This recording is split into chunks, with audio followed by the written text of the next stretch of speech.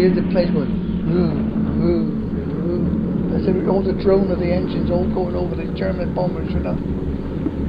It was a dreadful night. I said to Mills, I said, look at the fires. I said, look at it out in the sky and everything. Oh my God, she said. I said, look at Sidwell Street. It's flat, looks like, all along fire-like. So she said, I don't know, V, what to do? My father would come in and check periodically. He said we should stay where we were. It was safer to stay where we were. But then we began to realise that the whole place was lighting up. The side of the house had collapsed.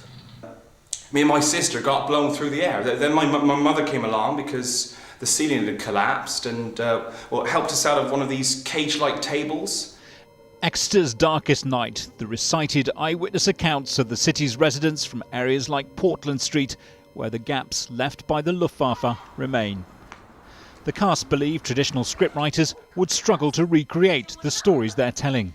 And now having done this project, I've had an incredible opportunity to walk around the city with open eyes, with eyes that now see it. And that's amazing. Whatever, if you're in Thor 2 or you're in the West End doing a musical, you're just telling stories, which is what this is. But we have the privilege of them being actual people who lived through this extraordinary time, so that's kind of magical, really. It's happened. It's said in people's real words, which I think writers would strive for, years trying to get it to sound that natural, and it's actually coming out like that. So that's a real gift. Yeah, and knowing also that the majority, I think, of the people that were interviewed have either seen it or are coming to watch it this time round, is really adds this other level of responsibility, because you really want them to think, yes, that's fine. The Yanks are coming with a vengeance. There were happier times too. The production is a measure of what life was like growing up. After all, the witnesses at the time were teenagers. The Americans used to sit. They used to have big sash windows.